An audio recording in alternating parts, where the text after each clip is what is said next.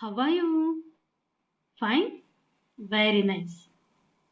School are closed, but education to be continued. शाळा बंद आहे, पण विद्यार्थ्यांनो शिक्षण मात्र सुरू आहे. So today's my topic is punctuation marks. In writing, we show words and sentences separately. We also show whether a sentence is a question or an exclamation or a statement. We show what each person has said in the course of conversation. We show these and many other things with the help of certain marks. Punctuation mark. Punctuation is a system of using these marks in writing. We use them to separate or specific certain items. So, which these are punctuation marks, we will see. First, apostrophe. विद्यार्थ्यांना हे चिन्ह दिसतंय बघा. That symbol is called apostrophe. This is written in this way, apostrophe S. It is used with apostrophe S to show that a things or a persons belongs to some. म्हणजे एखाद्याची ही गोष्ट आहे, चाची चे, ते दाखवण्यासाठी apostrophe हे वापरत असतात. याचं उदाहरण बघा. द काऊज टेल, गाईची शेपटी, काऊज टेल, इथे apostrophe वापरलाय बघा, हा apostrophe. दुसरे उदाहरण आहे माय मदर्स बर्थडे, मदर्स माझ्या आईचा, apostrophe S लावला तर मग याचं मराठीमध्ये वाचन कसं होतं, माय मदर्स बर्थडे. त्याच्यानंतर पुढचं आहे राजूज टॉय, इथे वाय पाहिजे होता, राजूज टॉय, राजूचं खेळणं. म्हणजे apostrophe S म्हणजे काय, चाचीचे, गाईची शेपटी, आईचा वाढदिवस, राजूचं खेळणं. त्याच्यानंतर apostrophe S चा दुसरा पण उपयोग होतो, द लेग्स ऑफ टेबल. लिहिताना मग आता आपण वाचताना कसं वाचायचंय, the cow's tail, s cow's ज म्हणजे apostrophe S लावलेला आहे. कधी कधी लिहिताना पण आपल्याकडून चुका होतात. मग कशी चूक होते बघा. आता निर्जीव ज्या वस्तू आहेत त्यांना apostrophe S लागत नाही. नीट लक्षात घ्या विद्यार्थ्यांनो, apostrophe S जो आहे तो निर्जीव वस्तूला लागत नाही. म्हणून लिहिताना द टेबल्स लेग, आता मी इथे चाचीचे सांगितलं, काऊ ही सजीव आहे, राजू हा सजीव आहे, मदर हे सजीव आहे, म्हणून मी त्याला apostrophe S लावला. पण टेबल हे सजीव आहे का, त्याला चालतो, बोलतो, हसतो, खेळतो, खातो असं एका टेबलाचं ते निर्जीव आहे, म्हणून मग निर्जीवला apostrophe S लागत नाही. जरी आपण म्हणतो ना टेबलाचे पाय, लिहिताना द लेग ऑफ टेबल असं लिहायचंय, द टेबल्स लेग्स असं लिहायचं नाहीये. म्हणून मग पंक्च्युएशन मार्क्स जो आहे तो योग्य ठिकाणी वापरावा, यासाठी प्रत्येक पंक्च्युएशन मार्क्सचं काम हे तुम्ही लक्षपूर्वक ऐका विद्यार्थ्यांनो, आणि वहीमध्ये सुद्धा नोट डाऊन करून ठेवायचंय. त्याच्यानंतर apostrophe चा उपयोग पुढे कशासाठी होतो, pronoun it use only S not apostrophe S. आता प्रोनाउन जर ज्या ठिकाणी आलेलं असेल तर त्याला आपण apostrophe S नाही लावायचा, नुसतं इट्स लिहायचं, इट्स हॉर्स. इट्स हॉर्स हे कसं आहे, चुकीचे विद्यार्थ्यांना. म्हणून मग हा पंक्च्युएशन apostrophe S चा वापर कसा, केव्हा, कोणाला करायचा आहे ते काळजीपूर्वक बघा. त्याच्यानंतर त्याचा पुढचा उपयोग आहे plural noun ending with apostrophe S and names. Plural noun म्हणजे अनेक वचनी जर नावाच्या शेवटी S आलेला असेल तर त्याचा ending with apostrophe used only. For example, नुसतं चिन्ह वापरायचं आहे, ठीक आहे, apostrophe S लिहायचं नाहीये, कारण बॉईज हे काय आहे, प्लुरल आहे. प्लुरल नाउनला फक्त चिन्ह वापरायचं आहे, apostrophe S लिहायचा नाहीये. आता बघा मी सांगितलं की ज्या स्पेलिंगच्या शेवटी S आलेला असेल आणि प्लुरल नाउन जर असेल तर त्याला ॲपॉस्ट्रॉफी लावायचं आहे चिन्ह, ॲपॉस्ट्रॉफी कडून एस लिहायचा नाही. म्हणून बॉईज हे प्लुरल आहे नाऊन, म्हणून मग फक्त मी चिन्ह वापरलंय इथे. आणि इथे सुहास, आता सुहासच्या शेवटी एस आलेला आहे म्हणून मग तिथे काय वापरलाय, सुहासची बॅग. आता हे बघा, सुहास बॅग, हे काय आहे, सुहास बॅग और सुहास बॅग, असं वापरलं तरी पण चालेल आणि असं वापरलं तरी पण चालेल. ठीक आहे.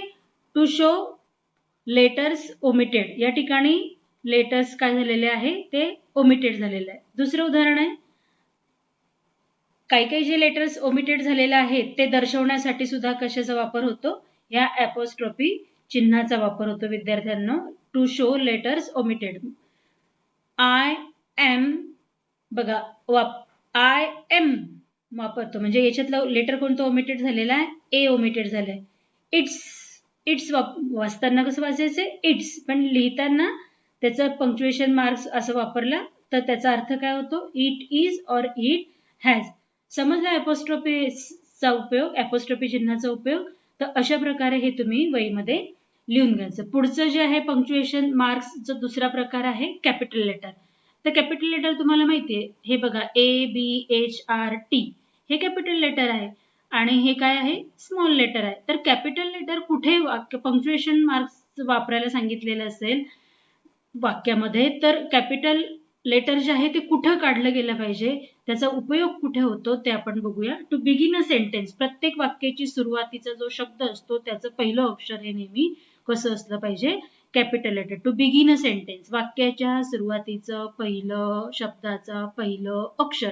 उदाहरणार्थ माय नेम इज, आता इथे एम कॅपिटल काढला आहे की नाही, हे इथे फुल स्टॉप दिलाय म्हणजे हे वाक्य संपलं. दुसरं वाक्य बर्ड्स फ्लाय, आता फुल स्टॉप नंतरचं वाक्य सुरू झालं, इथे सुरुवातीचा शब्द कोणता आहे, बर्ड्स, सुरुवात कशाने झाली आहे, बी ने, म्हणून बी मी काय काढला, कॅपिटल. इथे काय आहे, फुल स्टॉप. फुल स्टॉप नंतर दुसरं वाक्य सुरू होतं, दुसऱ्या वाक्याची सुरुवात ज्या शब्दाने झाली आहे त्या शब्दाचं पहिलं अक्षर हे कॅपिटल काढायचं असतं.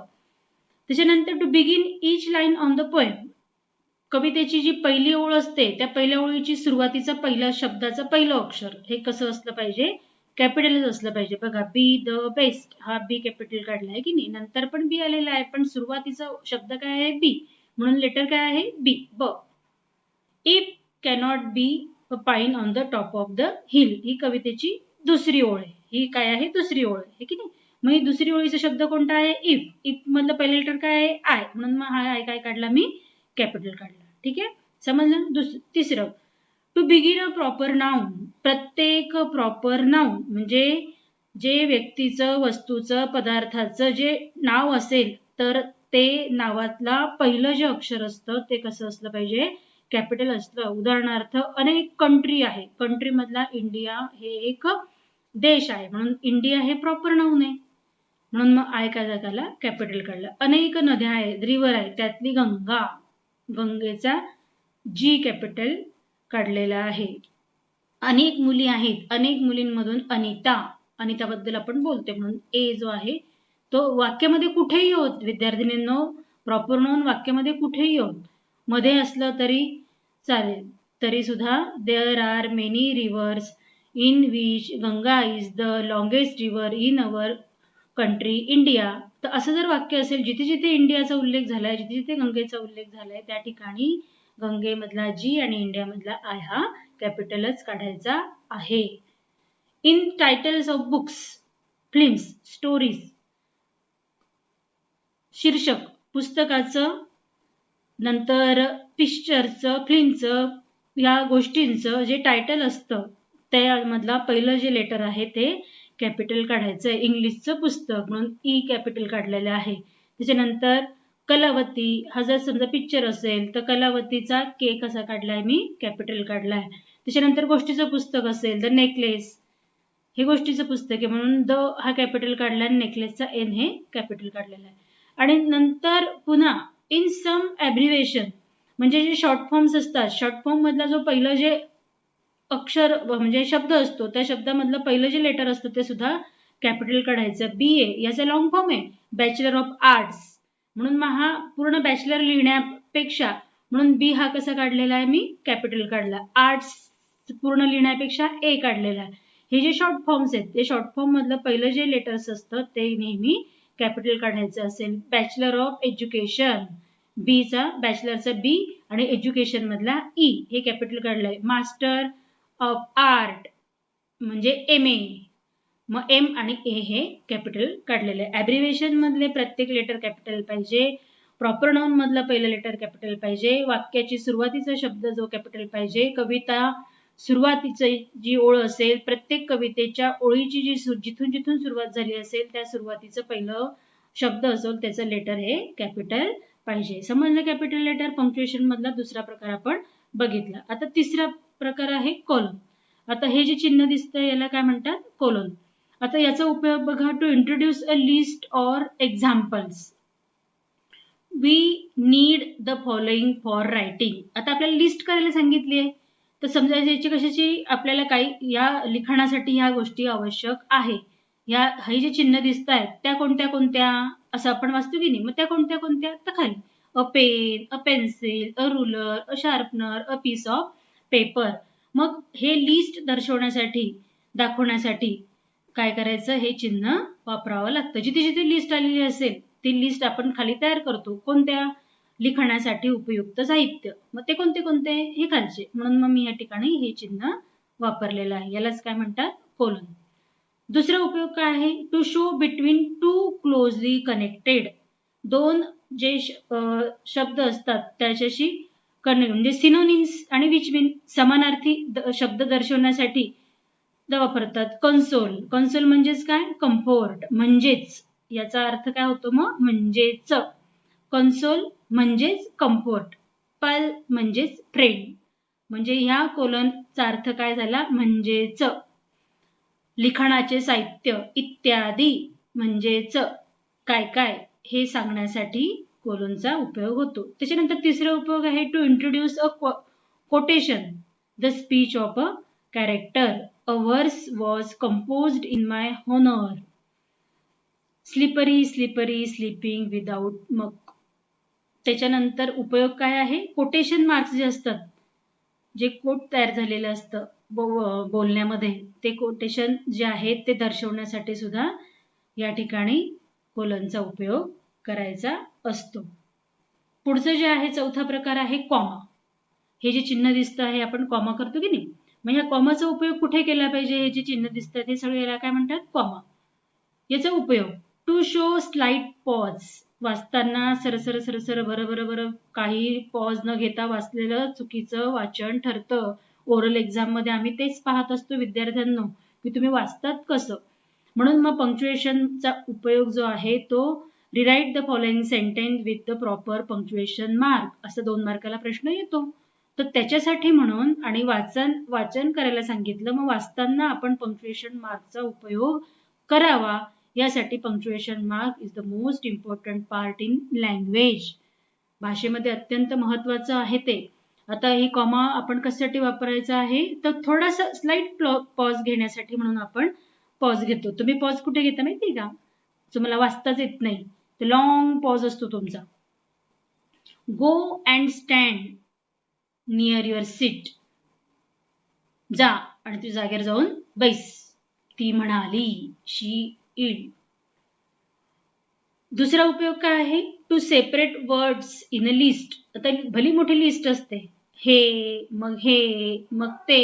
उदाहरणार्थ there were lions, tigers, dogs.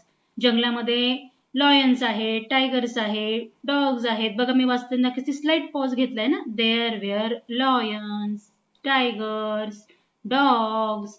म्हणजे हे जे आहे ते सेपरेट करण्यासाठी सुद्धा आहे. जर हे दाखवलं नाही सरसकट तुम्ही लिहित गेला तर ते आपल्याला कळणार नाही. म्हणून काय केलं पाहिजे आपण या ठिकाणी कॉमा वापरला पाहिजे. लिस्ट मधल्या अनेक गोष्टींमधल्या वस्तू सेपरेट करण्यासाठी म्हणून आपण घेतो. आणि पहिला आपण उपयोग काय पाहिला थोडासा पॉज घेण्यासाठी.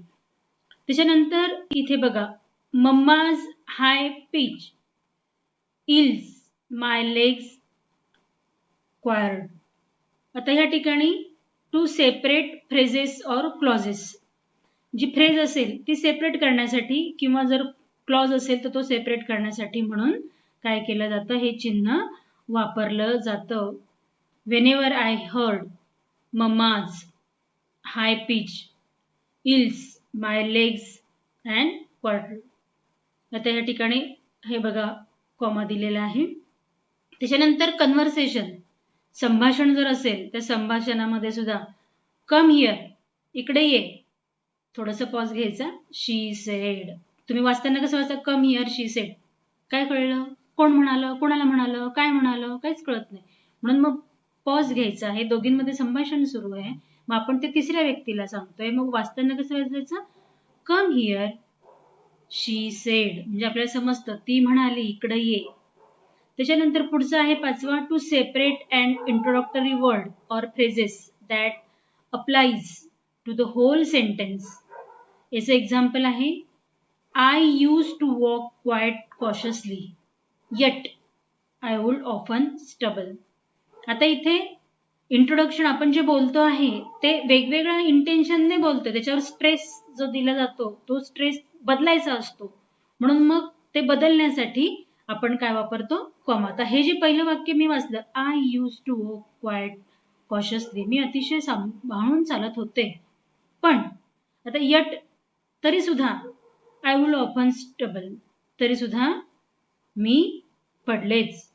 मग ह्या ठिकाणी दोन आपण जे बोलतो ते बोलताना आपल्यामधला जो वाक्य बोलण्याचा जो चढउतार असतो त्या चढउतार मधून समोरच्याला समजतं काय सांगायचंय ते, हे बोलण्याच्या वेळेस वापरायचं असतं. आणि लिहिताना मग आता आपल्याला समजतंय की हे एक वाक्य आणि हे एक वाक्य, दोन वाक्य ह्या कॉमाने काय केलेले आहे, सेपरेट केलेले आहे. ठीक आहे. पुढचा उपयोग काय आहे, before or after the words use to addresses someone. अगोदर किंवा नंतर एखाद्या व्यक्तीला संबोधून जर एखादं वाक्य आपण उच्चारलं तर त्यावेळेस सुद्धा काय वापरायचं आहे, कॉमा वापरायचा आहे. Elementary my dear Watson. आता इथे एलिमेंटरी माय डिअर वॅटसन, स्वागत आहे माझ्या प्रिय वॅटसन. नंतर बाबा आय हॅव अ क्वेश्चन, आपण समोरच्याला संबोधून म्हणत असतो ना, म्हणून मग थोडासा पॉज घेण्यासाठी म्हणून काय वापरायचं आहे, हे त्याला कॉमा म्हणतात, मराठीमध्ये स्वल्पविराम म्हणतात. बघा विद्यार्थ्यांनो, समजलं कॉमाचा उपयोग केव्हा कुठे करायचा आहे तो. पुढचं जे आहे पंक्च्युएशन मार्क, डॅश, हे डॅश आहे, याला हे जे चिन्ह दिसतं याला काय म्हणतात, डॅश. याचा उपयोग काय आहे, to separate part of a sentence, वाक्यांमधले जे भाग असतात ते सेपरेट आहे ते दाखवण्यासाठी. Excitement made my face flush red hot. आता हे तीन वेगवेगळे शब्द आहे.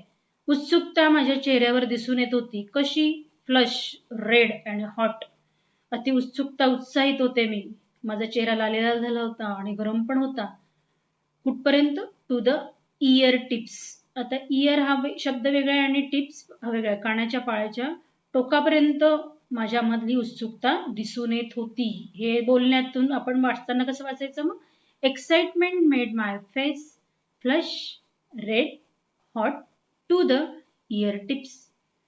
लक्षात आलं, म्हणजे थोडंसं वेगळेपणा हे सेपरेट करण्यासाठी म्हणून काय घेतलेला आहे, हा डॅश वापरलेला आहे.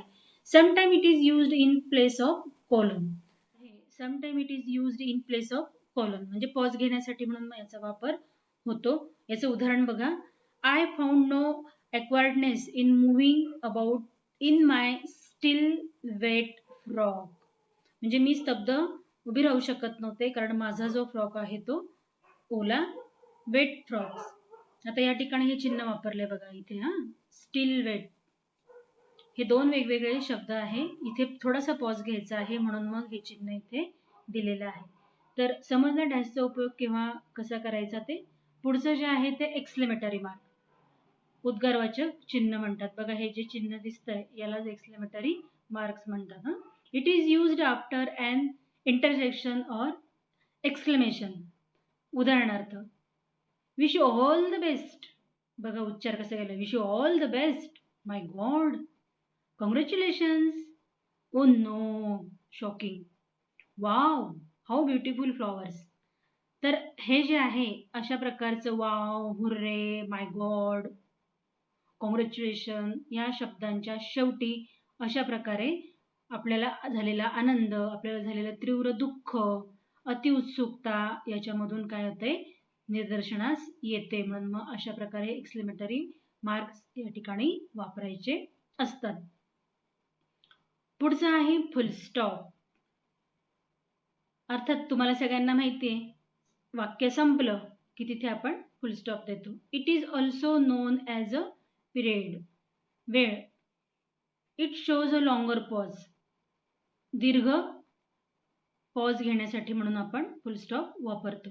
दुसरं आहे at the end of a sentence or order, वाक्याच्या शेवटी किंवा जी ऑर्डर दिली जाते त्याला शेवट, संपलं आता इथेच म्हणून स्टॉप म्हणतो की नाही आपण, तर ते दर्शवण्यासाठी म्हणून फुल स्टॉप वापरायचा असतो. याचं उदाहरण I was thrilled from top to top. इथे बघा फुल स्टॉप वापरलाय. Come in, go back.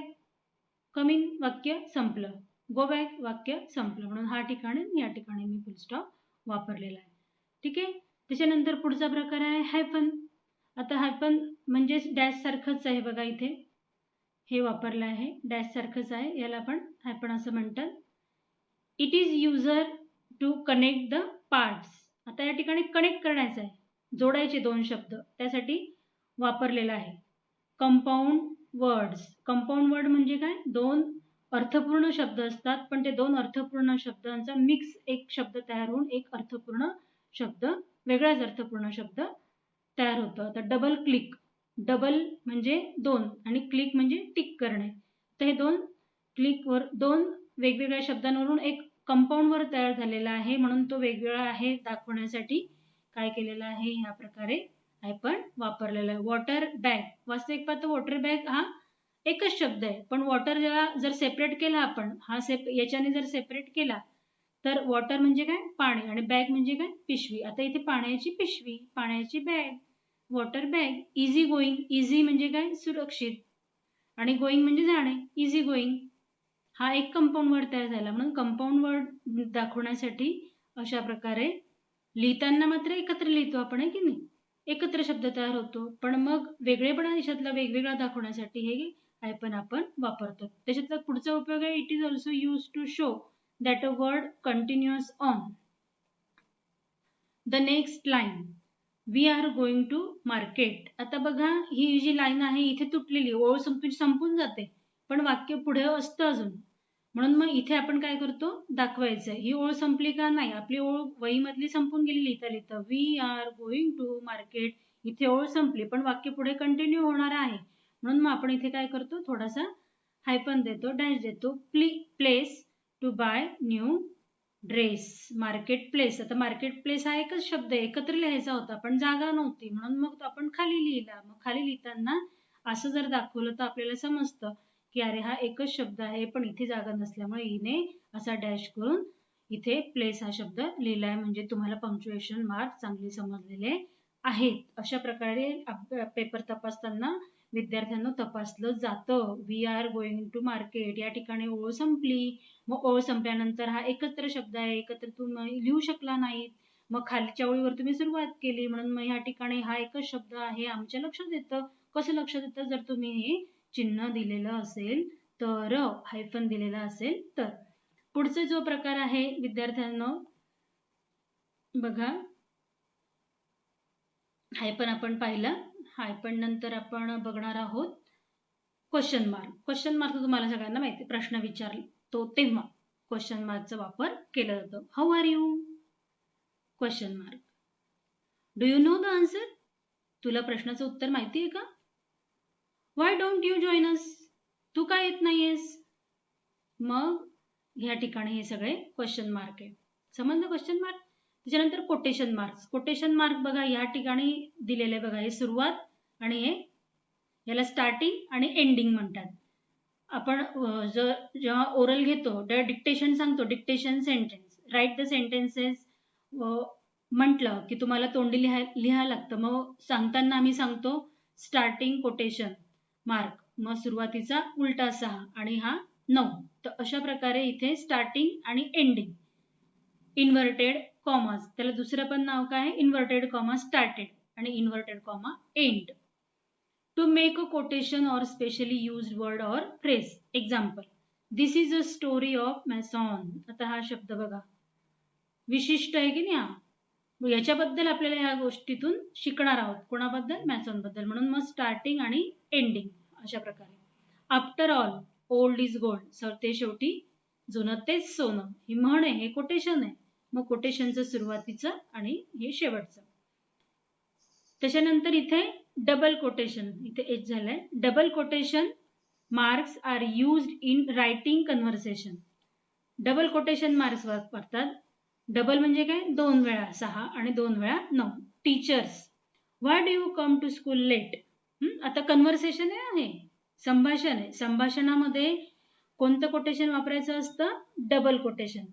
मग आता टीचर काय म्हणते? Why do you come to school late? मग ते लीनाला विचारून उद्देशून हा प्रश्न विचारलेला आहे शिक्षकांनी. मग लीना याला काय उत्तर देते? आय एम सॉरी मॅडम, मला माफ करा. But on my way to school there is a road sign that say go slow. या ठिकाणी डबल पाहिजे होता.